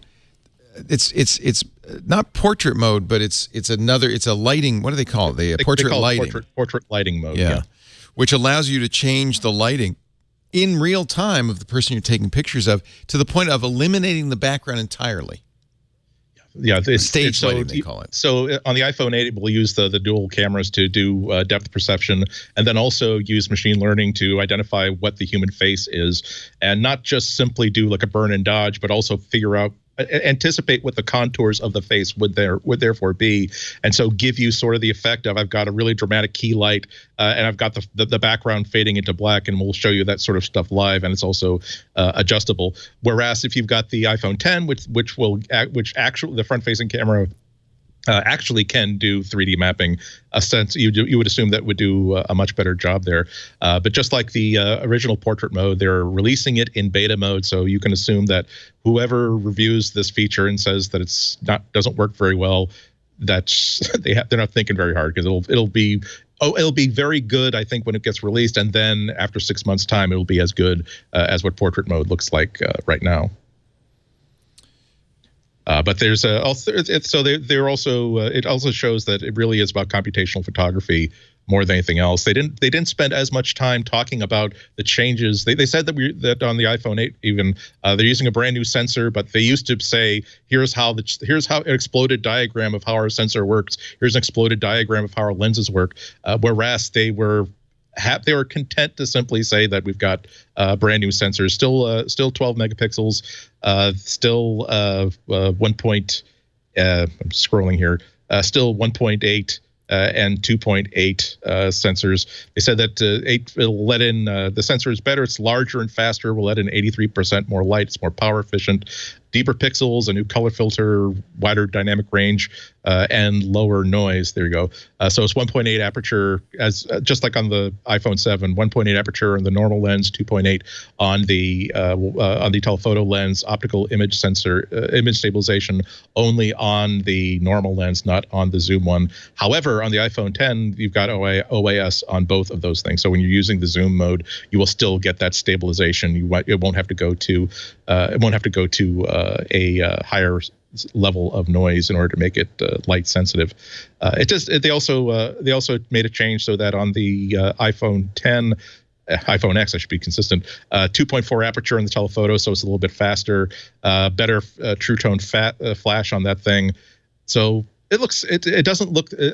A note that I made is when I was thinking about this, it really does seem like there is a bigger improvement between the iPhone 7 and the iPhone 8 than between the iPhone 8 and the iPhone 10. So if you're expecting that this was going for an extra $200 or $300, you're going to get the most kick butt camera ever made. It looks like it'll be better, but it won't be. I don't think that for my money, it would not be the reason to get the iPhone 10 to get a better camera. No, I think that they're going to sell as many as they can make over the next year. Oh yeah, I think that's. I mean, like that. I think that for the. I do think that their only limit to how many iPhone 10s they're going to sell is how many can come out of the factory. And I think we'll see them backed up probably almost until next summer. I think that it's going to be like the AirPods. Actually, the AirPods have been backed up for almost a year now. Yeah, and I think that because they're truly doing things that are really hard, doing all of this stuff and making it all actually work. And I think that when we start seeing what I was really one of the things I was more excited about than almost anything else was to see that Snapchat was able to use the depth sensor. Yeah. So that means that there's a third-party API. There was an API. That 3D map. That is massive because what you can do with that, with the ability to scan the face and track the face, huge, is going to be massive. I do think that you're going to see, small mom and pop or even medium-sized companies doing animations for, literally facial animation is really, really hard to do really well. And that was some great facial animation that they're applying to those emojis. Yeah.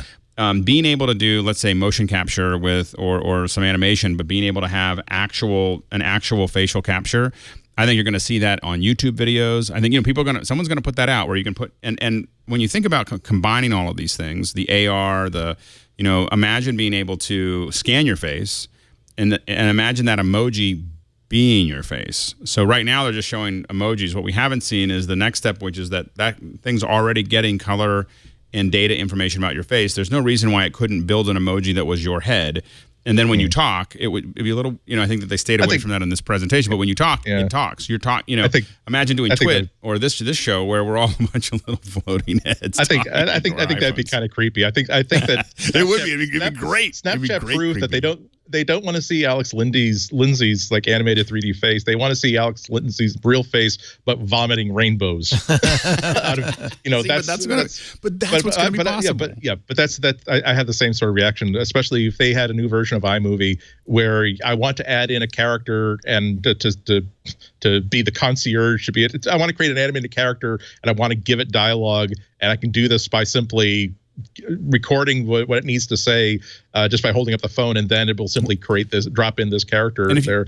What I wanted to know though was, and this is another thing I got to ask my people at Apple, is that when you open it up to developers, do they have the ability? Are you giving them the ability to simply use that same camera to build its own face map, or are you giving it access to the map that the phone has already built through the secure enclave, but without telling it? Is it an API that tells the developer, you don't need to know what the face map is, just tell us what needs to be laid over it, and we will do that for you, while hiding that data from the developer? Yeah, and it'll be interesting because I don't think it needs to know. I don't think it needs to give you all of that information to be useful. It's gathering 30,000 points to animate a face. You need maybe 20 or 30. So there, it could dumb down that information fairly effectively and hand that back to you. But it will be interesting to see if it's only letting you animate something based on it. All the things they could do with this, just to this is, to be sure, it's not it's not like Project Tango where it's designed to be a 3D mapper no matter how you're using it. This is designed to map a human face that's from a phone that's being held like a foot from the face. But nonetheless, there are even just from the point of view of fun, if a developer were able to simply say, if you want to scan a figurine that you've got on your anything that will fit inside like a 1 foot by 1 foot by 1 foot box, right? That would be a cool thing to be able to get. And the ability to scan somebody's face and then have that data that you can then send to a 3D printer or use for graphics or whatever. It's really, really interesting. Although that does come up with another. My only worry about the face unlocking is that, like, Barack Obama, because he's the digital president, sat for a 3D portrait. And so you can download a really good 3D model of a bust of Barack Obama, so good that you can 3D print it and it will be like a museum quality bust. So could I then like print this bust and just like keep it in the trunk of my car just in case I'm out for lunch and I see Barack Obama is having at the other table and he's gone to the bathroom and he's left his phone behind. I can just simply like grab the phone, take my 3D bust of Barack Obama I've been creating around, and because it really is a 3D scan, unlock his phone with it. Stephen Colbert did something like that too, where there's a 3D printable scan of his face that's available. So it's like, are we going to have to be really, really careful about like what we do with 3D models of our faces? Well, I don't think, and again, I think that they said in the presentation that those masks actually did not work as far as opening those things. So I think that there is a heat element there. But I think that what's more interesting about that is that imagine those 3D models that you have there of Stephen Colbert or whatever being able to be animated by, being able to be animated by your face. So you could could map Stephen Colbert or Obama's head and map your animation to them, and then theoretically comp that back into footage. And we're truly, we're barreling towards an area where you really can't believe anything that you see. You can't believe that people are saying what they're saying. You can't believe, all of those things. And it doesn't matter if you could do it with an iPhone, to be honest with you. Yeah, people would. Absolutely. You can do it with a desktop computer. But it will, really matter. And you can generate. It doesn't take, if you get multiple angles of just video frames, especially as we move to 4K, of someone giving a speech, you can derive the 3D model of their face, and then you could be doing, it kind of takes bad lip reading to a whole nother level of being able to add stuff. I have to say the Animojis weren't that perfect. They were pretty good. Well, they're designed to be, they're better than Saturday morning cartoons. I don't know. I don't think the lip sync was all that good. Really? Oh, yeah. Do we have video of that, Karsten? We can look at it. It doesn't matter. They're very, very low resolution little models. Yeah. For something that's being done live. Yeah, well, that's the point. You could do it perfectly if you weren't live. Somebody in the chat room said that the reason you couldn't take out the Obama bust is because in addition to mapping 3D, mapping all the features, there might be a thermographic map. Right. Yeah. We don't know that, but there might be believe that there's a thermographic map, which would also not work with a bust. You'd have to have blood vessels in exactly the same places, and you'd have to heat them up. And all I'm saying is that George Washington had better improve the passcode on his phone from now on. Let's see. All right. I was also having some, as I'm thinking about this, I'm thinking that maybe you can have like 2-factor authentication by like buying a pair of Groucho glasses and like setting it up so that you have to be, it scans your scans your face wearing the glasses. So unless it's not just enough for it to be my face, it has to be my face wearing Groucho Marx glasses. I do think that the Animoji might be the killer feature. I think Animoji is not available in the front camera for the iPhone 8 and the 8 Plus. I'm just going to say, you might want to wait till November. I will make a prediction. I think that the Animojis are going to be every bit as ubiquitous and popular as sending sketches to one another via your Apple Watch. Okay, you're right. I don't know. I think that all I know is it depends on the age group, but my kids would, my daughter would, if she gets a hold of one of these phones. Well, remember photo booths? Like that was like the great Mac demo. You just fire up photo booths. Not only the kids love it, people goes, oh, I gotta have that computer. Right. That's the one I want. Right. Could turn me into an alien. Of course, we've all seen Snapchat now, so. I don't see. Now you've got me sad because it is going to be a really fun feature for kids. I don't want to think about the fact that I live in a world in which someone is buying their 10-year-old child not only the $1,000 iPhone, but the $1,000 iPhone they had to spend $3,000 for because it is unobtainable. Yeah. It's like, What will the aftermarket, the eBay market be? 2 to 3x. Really? I bet you. Especially because if you want it for the holidays. Yep. No, it'll be intense. Yeah. Yeah, it's going to be it certainly has changed some of my plans because I was already planning on buying one as soon as they become available, just in case they're in short supply and I'd have to wait like several months to get a review loaner and then just simply return it when I'm done with it. Now I'm like, maybe I'll buy it and then when I'm done with it, sell it, and then you could, yeah, you could pay for all the phones for the next 5 years. buy a secondhand Miata or something. Yeah. All right, final thoughts coming up in just a second because I do want to move on. We've got another show. They're stacked up. Landing here at Air Twit. Like a rainy day at O'Hare. Our show today brought to you by WordPress. That's where I make my home on the internet. And if you're a business and you say, well, I don't need a website because I've got a Facebook page or I've got a Twitter account. No. First of all, you don't want to predicate your whole internet presence on a company that could knock you off the internet with just, a whim. You need a page that you call your own. Do you want, when somebody searches for your restaurant, do you want Yelp to be the first thing they find? No. That's why you go to WordPress.com and you set up your stunning website. And I know why you haven't done this, because it's a lot of, you say, oh, I don't want to become a web designer. It's a lot of work. No, WordPress is easy. Whether you're looking to create a personal blog or a business site or both, it's a simple thing to do. They've got hundreds of templates, beautiful designs to choose from. You don't need experience, and you don't need to hire someone. Although, because WordPress is so dominant, 28% of all the websites in the world, 28% run on WordPress, it's easy to find somebody who can help you. But frankly, you can do it. I have confidence. You can do it yourself.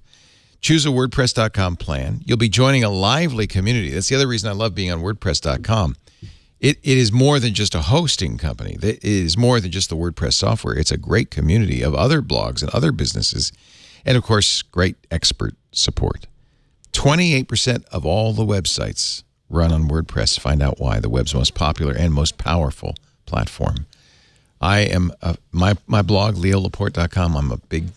I'm a big supporter of WordPress. And by the way, I've set up the blog by email, so when I go on vacation, I can just email because the internet's slow sometimes when you're out in the real world, away from this oasis, this 10 gigabit oasis.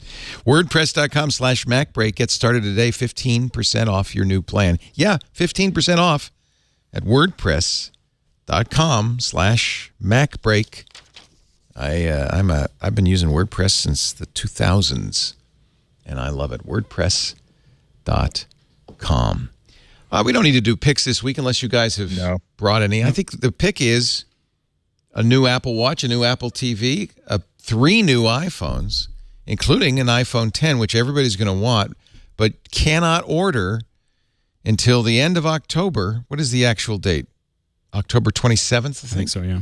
And then if you order October 27th, you'll get it on November 3rd, a week later. And you will be the coolest person in town. And you will be the one of the few, the proud, the broke. How many people are going to be sitting there? It gives everybody enough time to build their schedule around the fact they're going to be there at 12:01. And our advice, of course, Friday you can order all the other stuff. And our advice is to use the app on iOS, right? The Apple Store app. Yeah. Because that seems to be the best way to get into this things. Yep. Also, there are fewer people who are using that, using the app to order, so that in itself gets to the head of the line. You have an advantage. So suffice to say, there are going to be a lot of people who are a lot of people on October 28th who are coming in late to work because they're up until 4 a.m. wondering, oh no, is it the 27th California time? Is it 27th? It is. It's California time. So it's 9 p.m. 9 p.m. East Coast. Oh, no. So 3 a.m. East Coast. 3 a.m. Oh, you poor guys. You got to get up early. I remember, actually, I was on the East Coast last year. Mm-hmm. And I remember having to get up at 3 in the morning. Oof. I will be in France this year, so I don't even know what time that is. I think I will. I don't think you'll have to get up. Will you have to get up this Friday at midnight? Will anything be in short supply? I don't think so. No, I think they'll get it all. It'll always be, if you want to get the iPhone 8 that is the color that you want, the size that you want, and the capacity that you want, then, and you want to have it as soon as you can get it on day one, then yeah. Otherwise, I don't know. I think they're kind of on top of it. I think that maybe as usual, it'll be 2 or 3 weeks before you can just simply walk into a store and pick up whatever you want. But there are a lot of people for whom it's day of release is very important to them. So yeah, I wonder if the iPhone 8. I think inevitably Apple will say in a month it's the fastest selling iPhone we've ever made. Right, of course. But it feels like there's always that hovering over the horizon, the next iPhone. But now it's actually tangible. Right. I wonder if that's going to impact it. I think they can. The great thing for Apple is that they can afford it. They can take a risk. They've done it before. They killed the iPod with the iPhone, right? Right, but they did it slowly. This one is like they could be taking a risk and just saying we're going after something, and even if they didn't have a great quarter, they'd be fine. But I think also selling the watch and the Apple TV at the same time before the end of the quarter, in hopefully good supply, I think really puts them in a position where it would be great. It'd be great news for Apple to say, hey, we didn't make as much with the phone, but we have 2 other things that made a lot of money, because that's something that a lot of investors worry about. That's all that matters. It's the next thing. Well, is that other things are coming in. And I think the watch is now really growing into that other accessory. I have to say, this, to me, the Series 3, not that Series 0, 1, or 2 were bad, but Series 3 feels like the watch is coming into its own. I think this is what Apple envisioned. This is what they wanted to do. And they had to cut down to the technology wasn't there. They weren't ready. This is the watch that I think that they thought of when they started making it. I disagree. I think that what happened was they had no idea how to build this. They had no idea what features it should be. They had no idea whether they should sell it as this is the most wonderful accessory to your phone. It took a couple of years of watching people buy these and watching how they're using them to realize that all we have to do is make it an amazing health device, and anything else is going to be a bonus. And like I said earlier, it's the fact that now that this team now has a direction and a focus and a point of view that says that what can we do to make this a better fitness device, a better health device, and anything else can just go pound sand until the other health features are done. So it really is super exciting to see what's happening with the Apple Watch. Like I said earlier, I think that of all the things that were presented, that's the product that really got me most excited. And it's not even necessarily because of the new hardware. Will you buy a new one? I might. I mean, I'm an Android person, and I like this Apple Watch so much that I bought my second. You have an edition. Are you? That's the edition you're wearing, is it? No. This is the generation. This is the first generation, just basic aluminum one. But I bought a brand new, brand new the band for it. Makes it look fancy. Yeah. Because I still like my rainbow band, but it's kind of loud, and sometimes you want to have something kind of simple. But that's your dress band. The fact that I use it in airplane mode 24/7 and without connecting it to and I connect it to the phone maybe once or twice a week just to sort of boost up data between it shows you just what a great watch it is. And also, by the way, if you keep it in airplane mode, you get like 2 or 3 days of use out of it. You don't have to get like a day and a half. So I'm really excited for the day when Apple simply says that so long as you introduce this via Bluetooth to some sort of an iPad or an iOS device sometime, we're good. Or even better, so long as at some point it's on a Wi-Fi network where you can access whatever server we need to simply get the health data off of it, we're good. Because even as a device that is not connected to any computer, any phone whatsoever, it's a really swell watch. And I am sort of tempted to maybe in a few months' time get the Series 3 and maybe even get the LTE version, because as the breakthrough with the Apple Watch, I think even for Apple to realize, is that all they had to do was build a cool watch, because there are $400 cool watches that aren't digital, that aren't smartwatches, and people buy them and they love them. And they got here, they became the number one. They announced during the keynote, we used to be the number 2 watchmaker in the world. Now we're the number 1 watchmaker in the world. Again, they didn't get there certainly by features. They got there because it's just a cool watch. Well, number 2 is Rolex. So maybe not dollars per unit, correct? So how many watches really? How many watches does Rolex sell? How could it? I was surprised I didn't see Swatch or Timex. They're down there. They were there. They were there, but what number 2 was Rolex, which really surprised me. Unless I misread that. I might have misread. Maybe they are going by dollar volume, just simply dollar units. It might be dollars. I don't know. I'm going to buy a red dot and put it right on there. And someone's going to make one. I don't think you have to buy one. That'll be my new watch. No, I definitely want the new watch. And I have to say, there's a 4K hole under my TV. Oh, yeah. I'm ready for the, Apple. Yeah, I think the only TV. things that I wish I saw in the iPhone 10 was, of course, I really want a stylus because I have to annotate Have you heard things. of the Note 8? I know. It crossed my mind. So, being able to do a stylus, also a front-facing depth camera was something that I really hoped for from an AR perspective. As an AR developer, I wanted to see. So it's only rear-facing right now. It's rear-facing. So why does front-facing matter? Because right now, between those two cameras, they don't really get a lot of great, they don't really understand the scene they're looking in. That's why ARKit is kind of where it's at. I have to say, we thought this would be, and everybody said, the breakthrough in AR. Wait till you see what Apple's doing. They showed another game. And again, it isn't even technologically as sophisticated as you pointed out, as Google's Tango. No, it's definitely not. But it's also but Google had to go back and had to simplify. AR. Had to simplify their AR solution because of that. I think that Tango is we've been doing with both platforms, and Tango is a much more advanced understanding of the scenery around it. I think Apple's saying, well, we don't need to do that right now. I was hoping to see something that was a surprise. Is this going to be a breakthrough in AR, though? I mean, is everybody going to now embrace it, or is this just another Pokemon Go moment? I mean, people. No, I think that AR is going to. You have 3 of the largest companies in the world that are competing head to head for the AR. Microsoft, Google, and Apple. Well, 4, I guess, because Facebook as well. I mean, Facebook is also doing that, and so I think that there's a lot of money getting flushed into the system, and it's going to be there for a while. These folks are looking at this as a long-term development.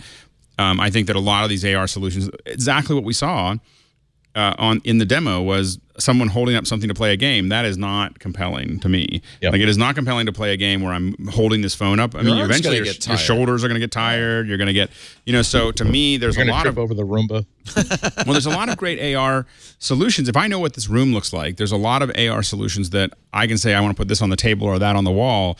But right now, the Tango knows what that means, but the iPhone doesn't, and that makes it much more. It makes those games that they showed really cool. It makes a lot of the real features of AR not available. So it slows the AR. The fact that it didn't happen, it'll slow AR development down. All I can say is I'm just glad I don't have to buy Robert Scoble dinner in Paris. Thank God. I don't think that was a hard bet. No. Again, my mistake was not saying, what are you going to give me if you're wrong?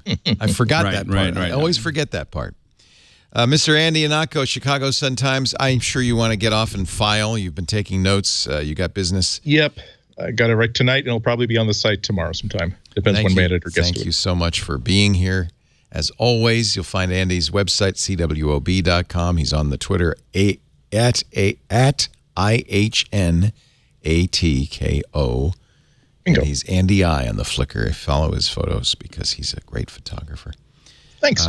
Alex Lindsay is at the Pixel Core, and best way to keep up with Alex is through his Twitter account at AlexLindsay. And the classes and membership will open this week. So probably tomorrow. Tomorrow or Thursday. We're trying to finish the site, finish the pages. The new site went up over the weekend. And we are going to actually roll out the membership in the classes. So if you're interested, you can go up and sign up for one of the interest lists, and we will get back to you and make sure that you get the best price and all that fun stuff. So go to pixelcore.com. Yep. And you'll see membership up at the top, and click there and let us know that you're interested. Fantastic. We are grateful to all of you for joining us today for kind of a special episode of MacBreak Weekly. Rene Ritchie will join us next week and give us his hands-on impressions of the iPhone X and all the other new products. He's in the demo room as we speak. Along with Serenity. Maybe we can get Serenity on, too. I won't be here. I'm going to take a couple of weeks off. Who's hosting next week? Is it Andy? Nope. I'm back up. I think it's Rene. Rene will be hosting next weekend, then you're the week following. I'll have to check. I think. I don't know. I think Carson's I telling am. me. I What will, is it? I will. Alex, I you're agree. hosting it? That's the Wow. current story. Wow. This will be exciting. So we'll look forward to those 2 weeks, and I'll be back in October, having ordered every product Apple can sell except for the X, which I'll have to wait till the end of the month for. We do the show normally, if we're not delayed by something like, I don't know, an Apple announcement, 11 a.m. Pacific, 2 p.m. Eastern, 1800 UTC every Tuesday, right after iOS Today. iOS Today, we didn't want to do it this morning because we thought, well, it'll be immediately obsolete, so we will be doing a special iOS Today tomorrow morning at 9 a.m. Pacific, noon Eastern, so that we can talk about iOS 11 and the new phone and the new watch, the new Apple TV. Megan Maroney and I will be here tomorrow. We'll be back at this time next Tuesday, 11 a.m. Pacific, 2 p.m. Eastern for MacBreak Weekly. Thanks for joining us. But now I'm sorry to say, for everybody except Steve Gibson, it's time to get back to work because break time is over.